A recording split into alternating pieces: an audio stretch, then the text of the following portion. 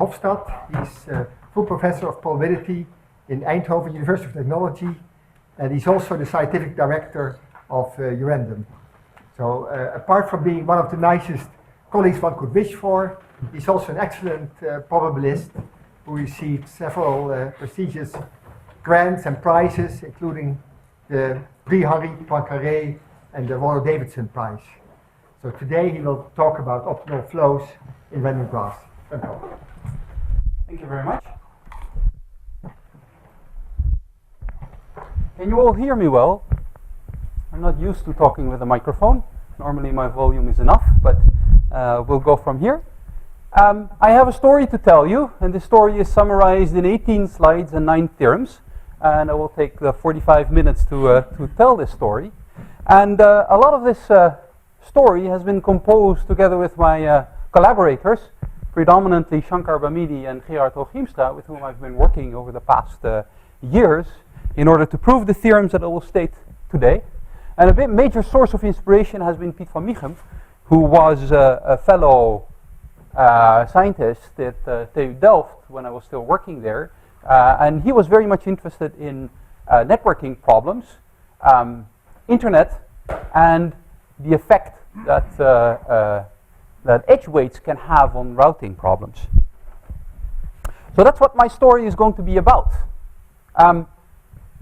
It's about how random metrics change the geometry of random graphs. So let me start by giving a bit of an introduction. And particularly an introduction into random graphs. You've already heard Mariana Olvera speak about this. There's a lot of empirical studies on random graphs or on real-world networks in the past, and random graphs are being used to model these real-world networks. And there's two features that these empirical networks have that appear throughout the disciplines in which random graphs or random networks are being studied. So you can think of several application areas. The most prominent may be social networks, but you can also think about telecommunication networks, internet, the World Wide Web, biological networks, or the like. And it's actually quite fascinating that many of these networks that have such a diverse origin share certain features. So what are these features? Well, the first feature is what is often dubbed the scale-free paradigm. And there's a lot of discussion about this, about how to model this and how to interpret these results. Often what you see is log-log plots of the degree sequence in these empirical networks. And what you see in these log-log plots is that there are pieces where the graph, or the log-log plot of the graph, looks like a straight line. And if this were to be a perfect straight line, then this would correspond to power laws, meaning that the degree sequence in the empirical network satisfies a power law. And that would mean that the proportion of vertices that have degree k drops off as k becomes big as an inverse power of k. And I always denote this power by minus tau. So that's sort of what you can see happening here, despite the fact that this, of course, is a major deviation from the straight line. And here there's a very famous picture on the internet. There's a lot to be debated about these pictures in general, but I will not do that. So this is what often is called the scale-free paradigm. There's no typical scale. I tend to interpret this a little looser, saying just that there is a huge amount of variability in the degrees in the random graph, in the network. And we see this in many examples. I mean, a famous example of a network describing us, mathematicians, is the Erdős number project. And the degree there of a mathematician is the number of collaborators this mathematician has. And we all know that Erdős has 500 plus collaborators, and maybe an average mathematician may have 10. So there's huge variety in the degrees in such a network. And that's something that we see very prominently in many of the examples. And of course, one can wonder about sort of the role that the vertices with very high degrees play. They probably play a much more important role. I mean, in the example of Erdős, this is clearly the case. I mean, in mathematics, Erdős has played a much more profound role than an average mathematician. And this is exemplified by his high degree. So this could be true in much more generality, and it raises the question what the role of hubs is in sort of processes that are acting on random graphs. That will be the focus of my story. There's another feature that we see in real-world networks, and that's that most of these real-world networks are small worlds. And small worlds means that you can hop from a typical vertex in the graph to another typical vertex in the graph with relatively few hops.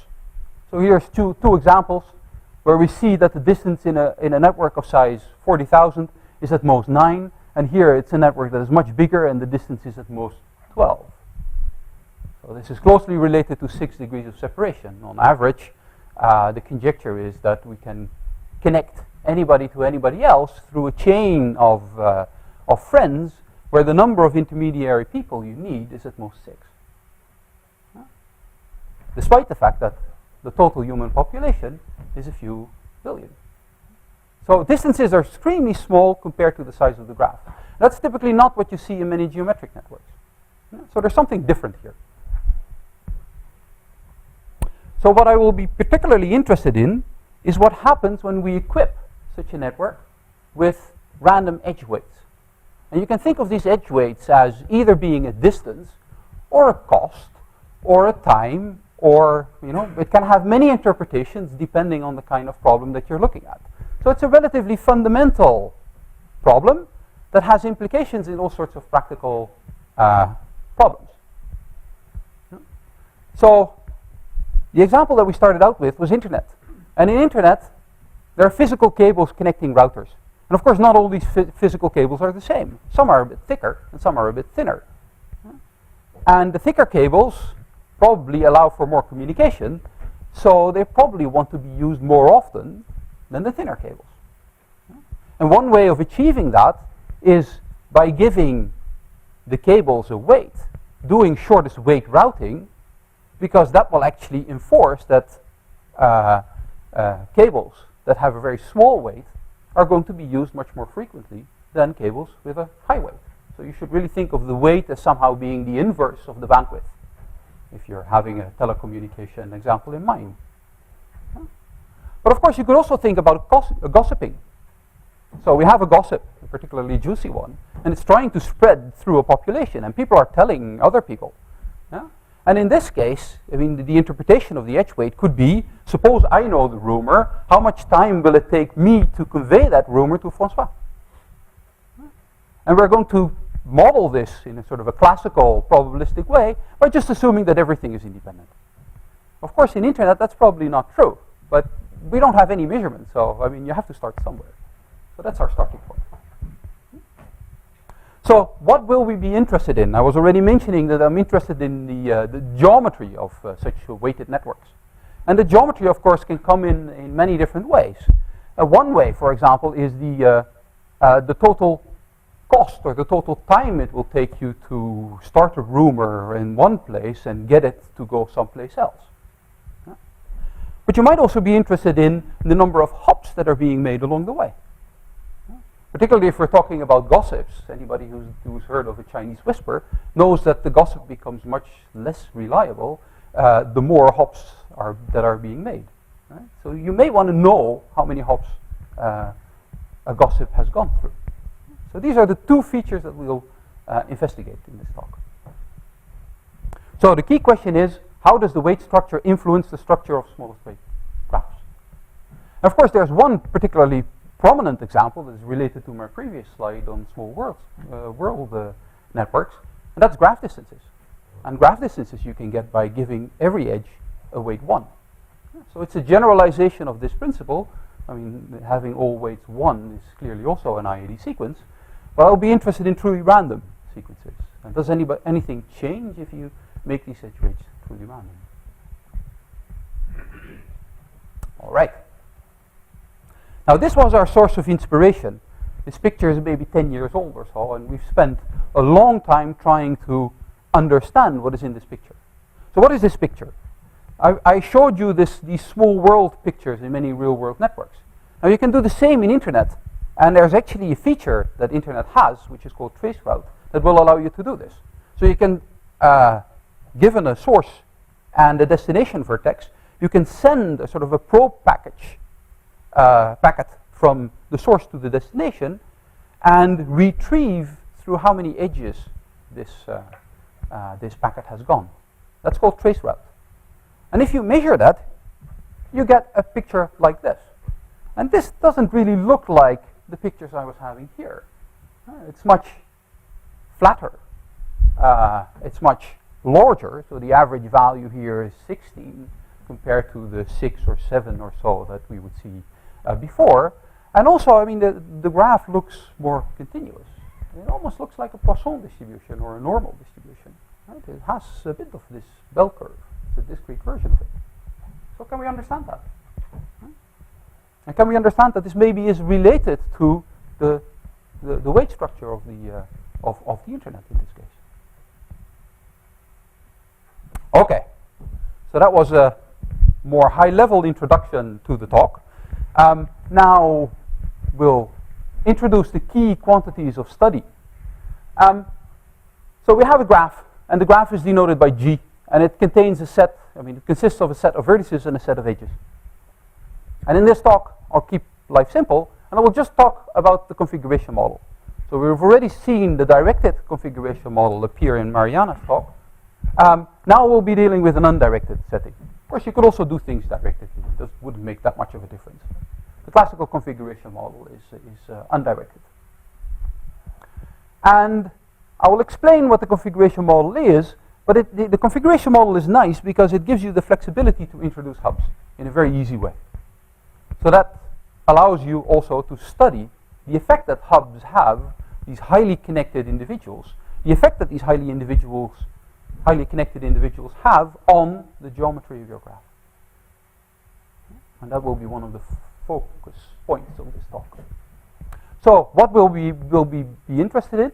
So the first thing that we'll be interested in is the weight of the smallest weight graph. So you take two vertices, which I've denoted here by V1 and V2, uniformly at random in the graph, just arbitrary individuals, and you measure what the weight is, the minimal weight, the optimal weight, to go from the starting, the source vertex, to the destination vertex.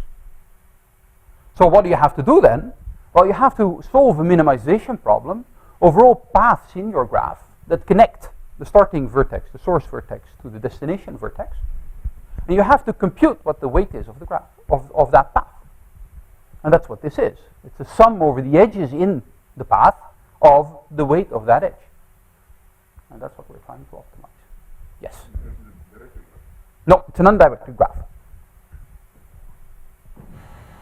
That actually makes life, in a certain sense, somewhat easier. You say from V1 to V2, but it's symmetric. Yeah.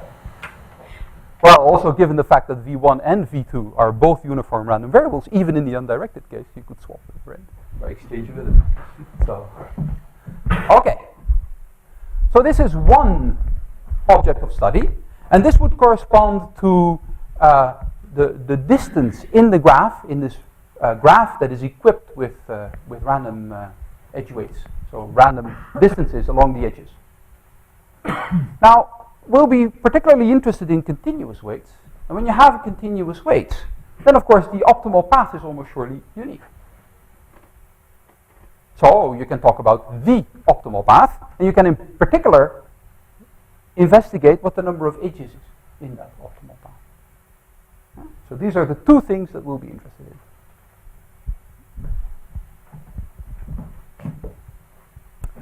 So what I'll do now is I'll first introduce quickly the configuration model, and then I'll go to the results of first passage percolation or this gossip process on random graphs.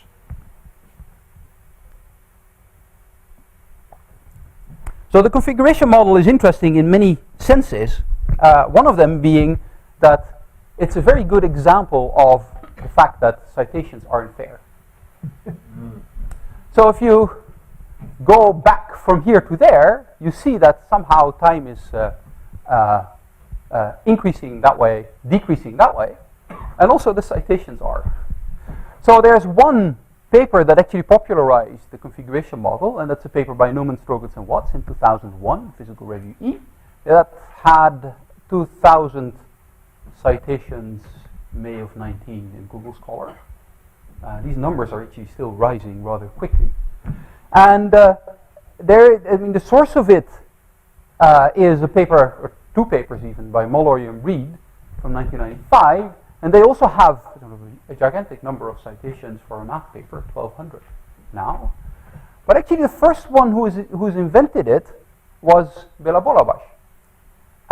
There's a little bit of difference here. Molloy and Reed studied general degrees, whereas Béla Bollabash was only looking at fixed degrees, so random regular graphs, so to speak. And as you see, the citations drop from 2000 to 1200 to 440, and this paper, which was a source of inspiration for Béla at the time, has about 500.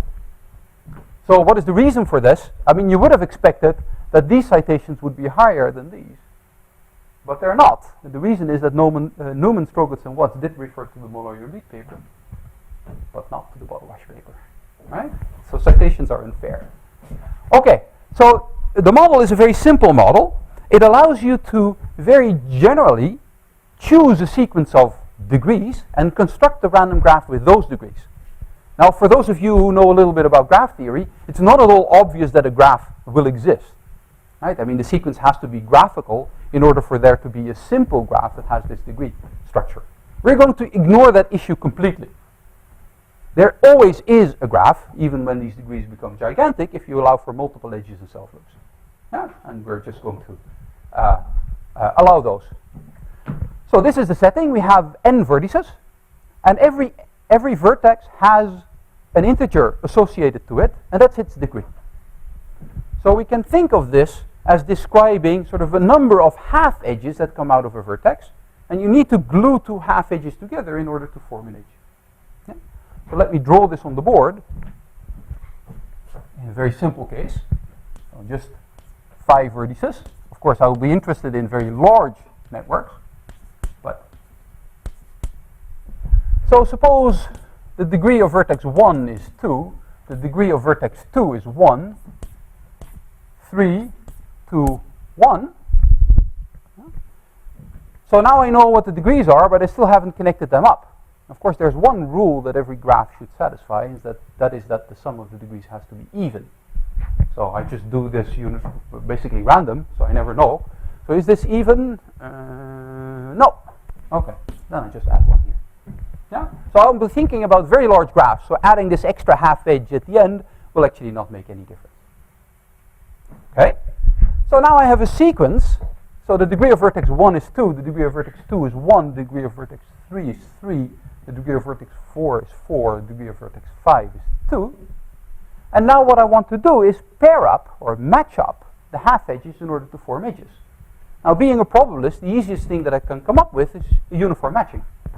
So I just start at the left and let this half edge choose any of the other half edges uniformly at random. So for example, like that. And then I continue, of course, bearing in mind that these are now gone. And then I could do this, this, this, and that. And now I've matched all the half edges up into edges, and now I can draw it in the form of a graph. This doesn't really look like a graph yet, at least not in my world.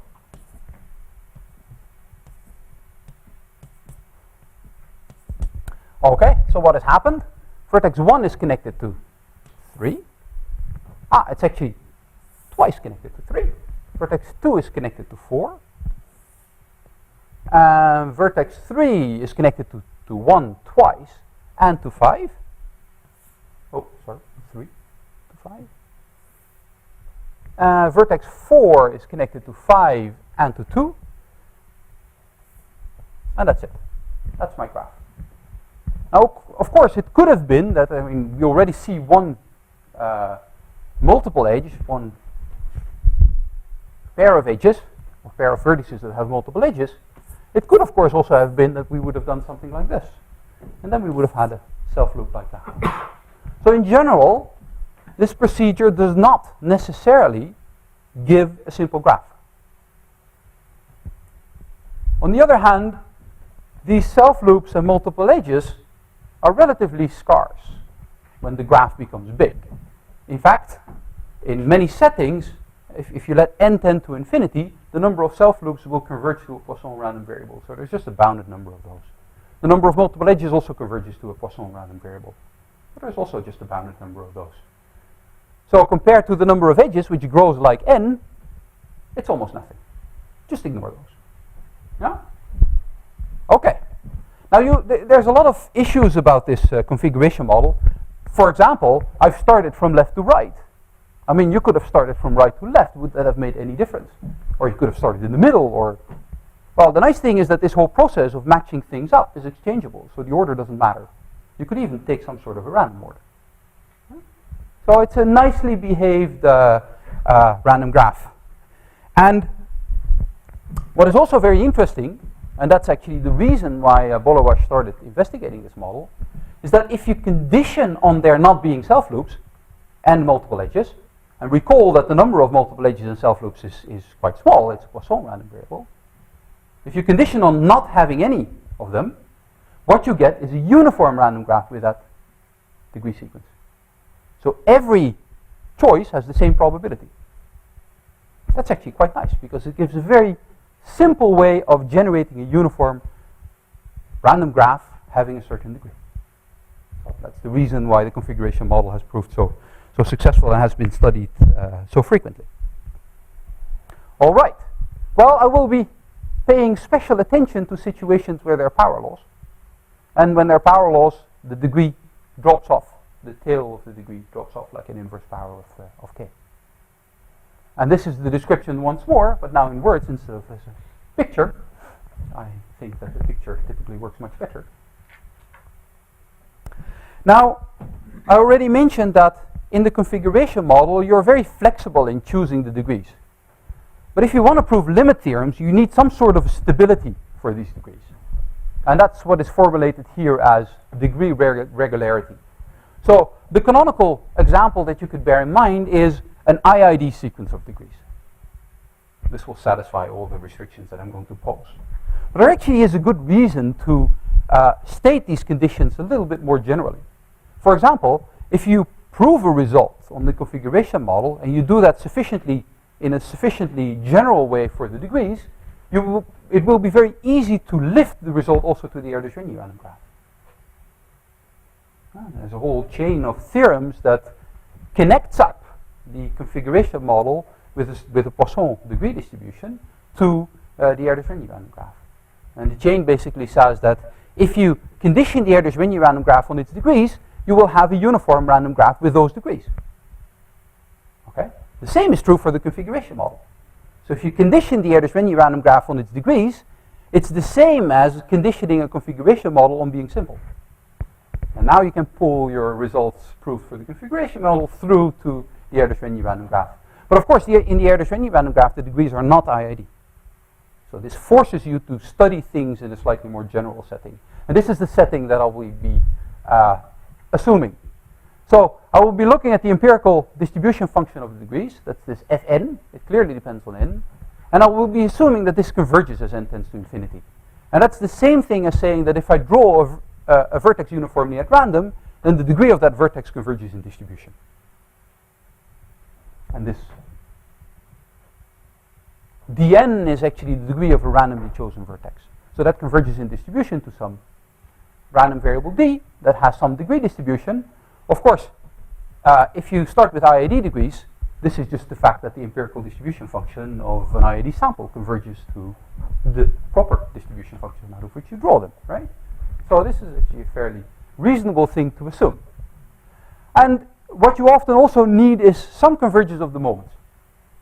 So as n tends to infinity, it's not just the distribution that converges, but also the moments converge along with it. And particularly the second moment is quite important. And here there's a parameter, which is denoted by nu, and we'll often assume that this nu is larger than 1. The reason is that somehow my geometrical problems only make sense when you have a big connected component around. When do you have a big connected component around? Well, in the Erdős-Rényi random graph, when the average degree is larger than 1, right? Then you have a giant component. Now this condition is somehow the same, but then for a configuration model. And it says that if I look at the expectation of the degree times the degree minus 1 and divide through by the expectation of the degree, that is larger than 1. And you can alternatively think of this as the expectation of the degree minus 1, which is the same as the forward degree, when you give it a size bias distribution. And that's how it comes about. So as Mariana was already saying, configuration models are locally tree-like. And locally tree-like basically means that if you look at a vertex and look at what happens around it, it looks like a branching process. And we know very well when a branching process is supercritical. The expected degree, the expected offspring needs to be larger than 1. As it turns out, because of the size biasing, this is the expected offspring in that setting. Yeah? So this larger than 1 implies that there is a giant component. Now there are settings where the second moment of the degrees is actually infinite. Well, then this condition will always be satisfied, because it's even infinity. All right. So then the question is, what happens if we equip one of these configuration models, which is such a nice regular degree sequence, with random age weight? I have a number of theorems about this, because it really depends on the setting that you're in. I was already mentioning that the hubs might have a very important effect, and we'll see that. So I'll first look at the setting where the hubs do not play a very important role. And as it turns out, that is when the second moment of the degrees is finite, so the finite variance case. This already appeared in Mariana's talk. But we need something a little bit stronger. So we need that the expectation of the second moment times a log is finite. Now if you think about this as being the size bias distribution, this is closely related to saying that the size bias distribution has a finite d log d condition. And that's related to the x log x condition of the underlying branching process. Yes? So just on the previous slide, I'm wondering, is there an analog to that condition if even the first moment is infinite? We have thought about that, but this really is an entirely different world. Because if the first moment is infinite, and let's suppose you do it with an IID setting, then the total degree will grow very fast. I mean, like a power of n that is larger than 1. Sure. So that means that you need to have many self-loops. And in fact, the vertex that has the highest degree, somehow a constant proportion of its edges will actually be linked to itself. So it's a bit of a weird random graph. So, answering it differently, if you look at the empirical data, what you see is that in many of the real-world networks, the average degree actually is bounded. And it's not humongous. So we just think of it as being fixed. Yeah? Okay. So what is happening? We're assuming this d squared log d condition, and that corresponds to the x log x condition for a branching process. We know very well from the Kesten-Stigum theorem that this is very important. Okay. Then the weights are IID, and they have some general continuous distribution. It could be uniform, it could be exponential, but it could basically be anything. It could also be a constant plus an exponential, or whatever you like. Whatever is your favorite positive continuous distribution. And then we perform first passage percolation, or it is the smallest weight path problem, and we count the number of edges in the smallest weight path and the weight. And what we see is that there's rather universal behavior. If we look at the number of edges in the path, it satisfies the central limit theorem. The central limit theorem has sort of asymptotic mean, which is alpha n times log n, and this alpha n converges to some positive number, alpha. And it has an asymptotic variance, which is a constant times log n. So this is very much like a Poisson distribution if the alpha and the beta would be the same. But they're not necessary. But this is very much like this picture of distances in the internet, where you somehow see that the mean is quite large, and also the variance is actually quite large as well. So an approximation to a Gaussian, a normal random variable. Now if you look at the weight of the optimal weight path, this is of course the thing that we're minimizing. We're not minimizing this Hn. Right? We're minimizing the weight. We're taking the path for which this weight is the least. This optimal weight grows like a constant times log n. Again, this constant is positive. It might depend on n, but it actually converges to some limiting value, which is also positive.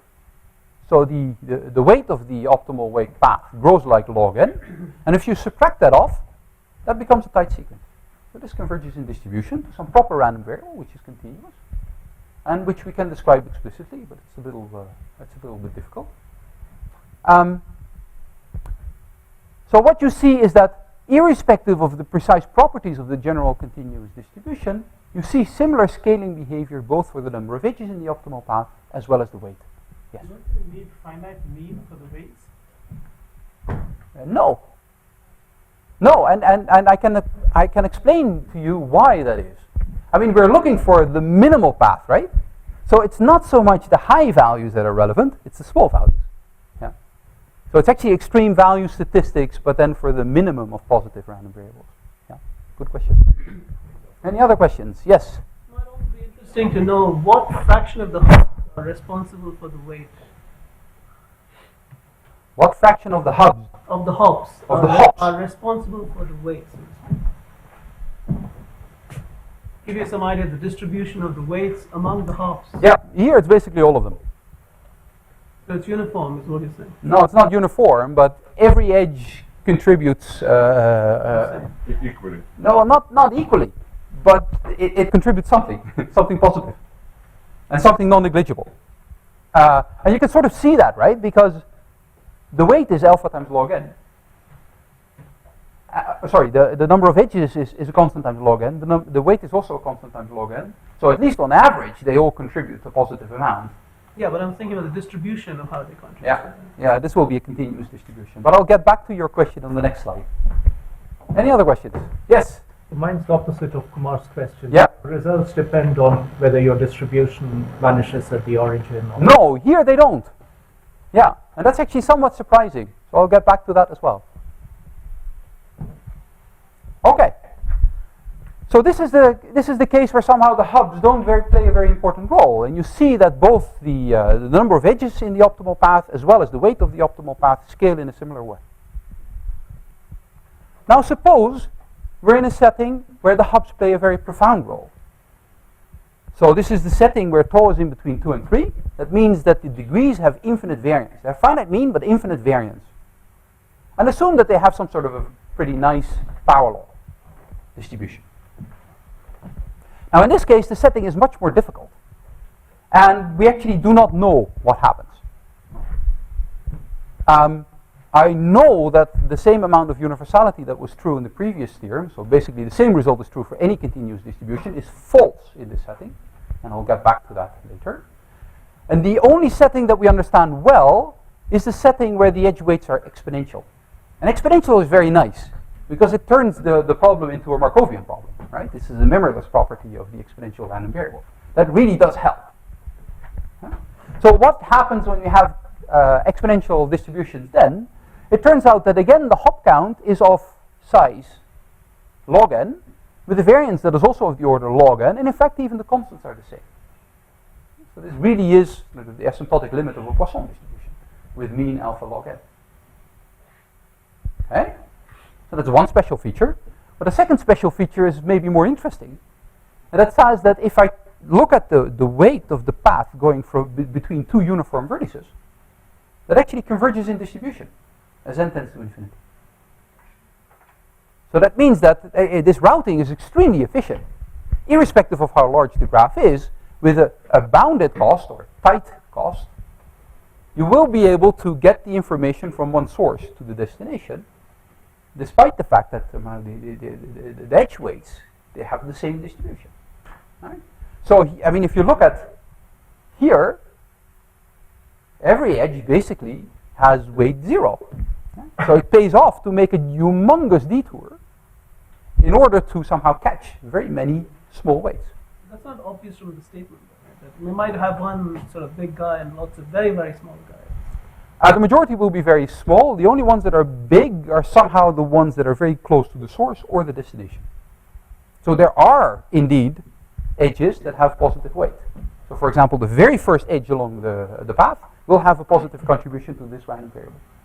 But as you go further, the contribution will be less and less.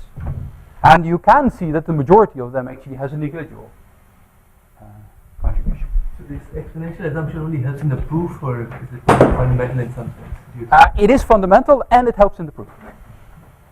But I will tell why it's fundamental in 2 slides. It should depend on the mass close to 0, right? Yes. So all the distributions with similar mass close to 0, Yes, that's what I would guess, but I can't prove that. Yeah, but for example, if you were to take a uniform random variable, I would assume that something similar would happen, but we don't know how to do that. Okay. Right, so how is this related to the classical setting of graph distances in the configuration model? Now, in graph distances, of course, you take a weight that is 1, so it's not a continuous distribution, right? And the setting changes completely. So we know that the graph distance, again, when you have a finite second moment of the degrees, it grows like log n, just like in the previous case. In fact, the base of the log is nu, which is this growth factor, and nu has to be larger than 1 here. So logarithmic distances, and this looks a lot like what is happening here. Both this one and that one are logarithmic. But it's particularly the setting where tau is in between 2 and 3, which is interesting. And then it turns out that the graph distance does not grow like log n, but it grows like log n. So there exists very short paths. But the first passage percolation problem does not choose these very small paths, because the first passage percolation problem actually chooses a path that has log n edges in it. Yeah? So it really pays off to make a huge detour in order to avoid high weight, at least along the majority of the path. Yeah? What is interesting here as well is that we've studied the fluctuations to these graph distances, and then you should think of the following random variable. So for example, in the first setting, you look at Gn minus log nu of n. Now of course this is an integer random variable, so maybe you want to take the integer part of this. This random variable is tight. It's a tight sequence of random variables, but it does not converge. So it's not that we cannot prove that it converges. No, we can prove that it does not converge. There's something about log nu of n, you should think of a continuous random variable, but this is a discrete random variable, and the fluctuations are bounded, so you will see this discrete nature of this random variable appearing, even as you approach the limit. So this is something which is not true for the first passage percolation. There you always have nice convergence. In the graph setting, you don't. And that's true both here and here.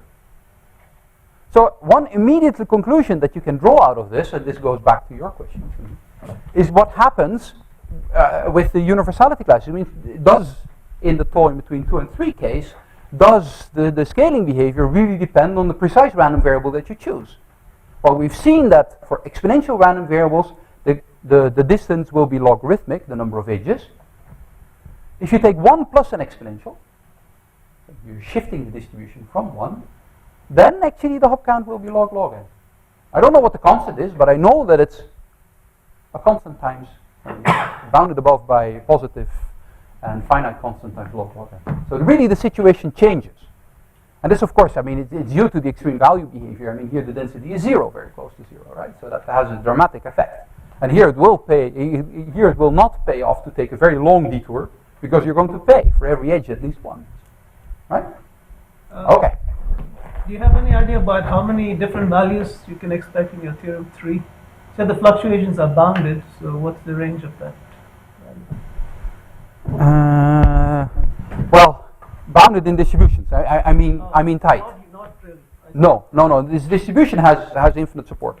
Yeah, but I mean it does decay at both ends. Yeah. All right. So something about the method of proof. The configuration model is a locally tree-like network. So that means that if you look at a vertex and you look at its immediate neighborhood, it looks like a tree. Not only does it look like a tree, but it even looks like a branching process. And the branching process offspring distribution is the following random variable.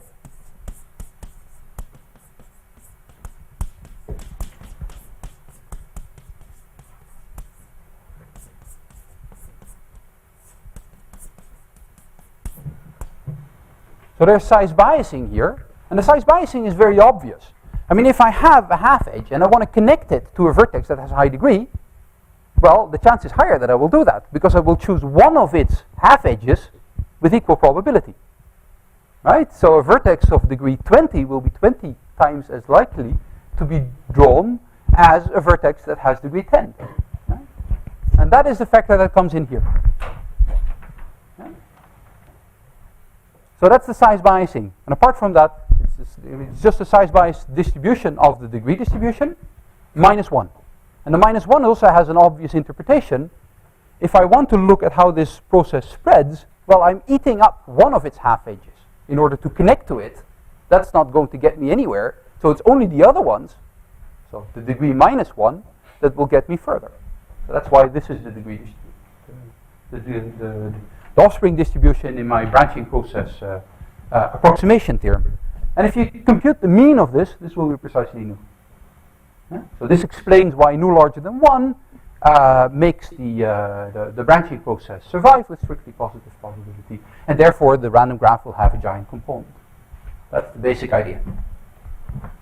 Now, of course, there's a little more going on now, because locally the thing looks like a branching process. But now we're equipping all of these edges with IID random variables. Well, that's called an age-dependent branching process. And there's a lot of theory about age-dependent branching processes and their growth. And typically they grow in an exponential form, in a certain sense, just like a branching process. For a branching process, the number of individuals in the supercritical phase after k steps grows exponentially in k. And here you should think about the number of vertices that you can reach within time t will grow exponentially in t as t grows large. And it's these comparisons that allow us to pull the proof through. There's a lot of coupling involved, and one of the problems is that you basically have to couple these graphs to branching processes up to a relatively large size, because it has to be the size where you start seeing connections between the two vertices. So this becomes technically somewhat challenging. All right. 5 minutes. Yeah. Last 5 theorems. Yeah. Have you clear? But there's 3, so we're going fast. So here are 3 related results. So this is an extension of the setting where we have exponential weights on inhomogeneous random graphs. That's by Giulio Comiati and Istvan Korashvari. There is also some interest in what happens to the maximum over vertices. So I start from one source. What is the maximum time I will reach the last person in my graph? It's results by Amini, Drayev, and Labarge. But just leading order asymptotics, no fluctuations. And there's one theorem that I will not say very much about, because Justin is going to talk about this in the next talk. And that's when you start either from several sources or several destinations, and you look at the weights of the shortest weight path to all of these vertices simultaneously. This is an exchangeable area. Justin will say much more about that. Now, what I would like to close with in my remaining few minutes is, I was saying that these first passage percolation problems, they're fundamental. They have implications for all sorts of other problems of a maybe more applied nature, and sometimes even less applied. So here's one interpretation: the spread of a gossip. I mean, how much time will it take the gossip to travel from one person to another person? And how many people are going to be used intermediately?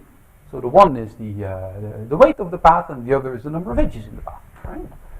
So that's a very direct interpretation as the spread of a gossip.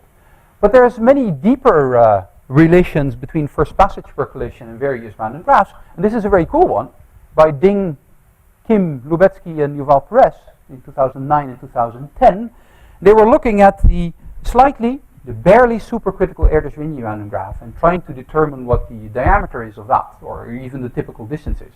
We know that in that setting, the giant component will be much smaller than it is in the supercritical regime, so it will have sort of a vanishing proportion, but it still will be quite large. Now suppose what happens if you take two vertices in this supercritical cluster, barely supercritical cluster, and what is the number of edges between them? As it turns out, you can map that problem to first passage percolation problem with exponential edge weights on a certain configuration model. That's a non-trivial statement. And then the first passage percolation problem can be solved in order to describe the diameter on the Erdős-Rényi random graph. Okay, that was one. Now this is another. And instead of thinking about information flowing from a source to a destination, you could also interpret things in terms of competition. So suppose I have two vertices, a vertex here and a vertex there. And I think of those as being occupied by two different species. And these two different species are going to explore territory. They're going to conquer the territory. Who wins? Who gets the majority of the territory? Now the typical intuition is that the fastest species will win. And the slower species will then get a sort of a much smaller habitat. And this is true in many settings. There is sometimes the chance of coexistence where both of them actually grab a large part of the territory, and this typically happens when the speeds are the same. Now we've investigated what happens, and this is again going back to the role of the hubs in these random graphs. We've investigated what happens if the species conquer territory at a fixed rate. But the rates may be different. So that means that they're both first passage percolation problems, and they both have exponential edge weights, but the parameter of the exponential distribution is different. And of course you should bear in mind that if one species has conquered a vertex, the other one is not allowed to conquer it again. Right? So there is a very deep dependence between the two processes that are happening. Now the theorem states that the winner takes it all. That means that there's one species that wins. Which one wins is random, even when they go at different speeds. So the slower species can win as well. That's somewhat surprising. And then the losing type only gets a bounded number of vertices. Again, it's a tight random variable, and we show that it converges. So it's really the winner takes it all, because the winner has sort of everything except for a finite number of vertices. There is related work by Antunovic, Dekel, Mossel, and Perez, where they interpret this first passage percolation as a competition model on a random regular graph. And let's not do this. These are some open problems that I will not discuss because I'm over time.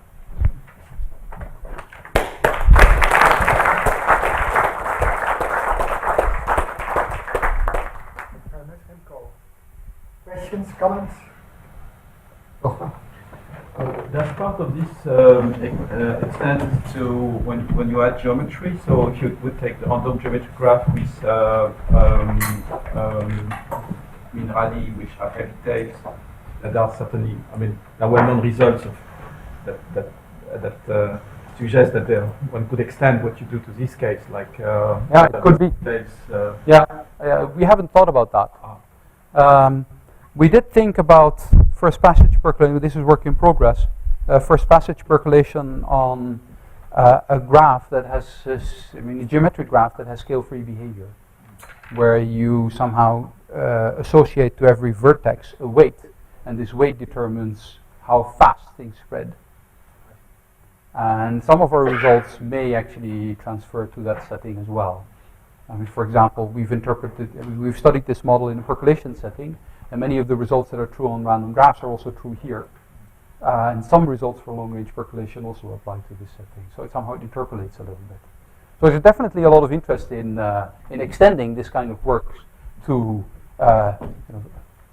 more difficult settings.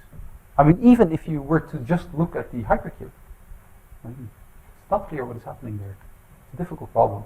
The geometry will make life much harder. This is maybe extending what Venkat was asking earlier on in the talk. So you have this optimal path with the sequence weights. Can you say anything about that sequence of weights as a process? We haven't, but it's an interesting question. Something like the empirical distribution. Well, or even something more. I mean, the empirical distribution is nice, but maybe even something that sees it as a process. I mean, there might be something. So you expect to play differently at the beginning than at the end, and so there might be some sort of profile that it follows. And I mean, one way of thinking about this is in the continuous time branching processes setting, and then it would transfer to the following question. Suppose you're at a large time t, things grow exponentially. So you basically have e to the power lambda times t particles. You choose one uniformly at random. What is the structure of the path going there? So the structure of the weights, the number of hops, the total weight, etc. If you were to understand that problem, I think this hasn't been studied in continuous time branching processes literature, so you would have to do it from scratch. If you would understand that problem, I think you would be able to transfer these results to this setting as well. Interestingly, we're using lots of branching processes in our proofs, but sometimes we really run into the border of what is known about branching processes. And then, it becomes hard. So, for example, something like the generation distribution of continuous time branching processes in the explosive regime, nothing is known. And we would need that in order for our results. What do you mean by generation distribution? So again, let's reformulate this question. You have a continuous time branching process that is explosive, so it will explode in finite time. Look at it at the stopping times where it has size k. So to take k very large and take then a uniform particle. What is its height? How many vertices are there at all the different heights? That's the height distribution. And that, of course, will be very relevant in studying these random graph problems if you're interested in sort of the number of hops along the optimal path. Okay. So you just mentioned that some techniques you transfer your problem of random graphs to something which is based on the branching process. This is the only technique? No, it's not the only technique. We've been developing other techniques in the setting of complete graph. It's an interesting problem what happens when you do first passage percolation on the complete graph. What are the universality passes? And then it's not only continuous time branching processes that play a role, but also path counting techniques and the first and second moment methods. These problems often become quite hard, particularly if there's geometry involved. Yeah. If you take a given edge and you count the number of shortest weight paths that go through it, do you know how that depends on the weight of that path? There's work on this in the setting of the complete graph with exponential edge weights. And this is a very interesting question because it's strongly related to something which is called betweenness centrality. Right? You take an edge, how many optimal paths are actually going to use this edge? Well, that basically describes the betweenness centrality of the edge. You can think about this problem as well in terms of a continuous time problem, but it's a harder problem. Okay, let's take a break until 5 minutes past 11 and thank Remco once more.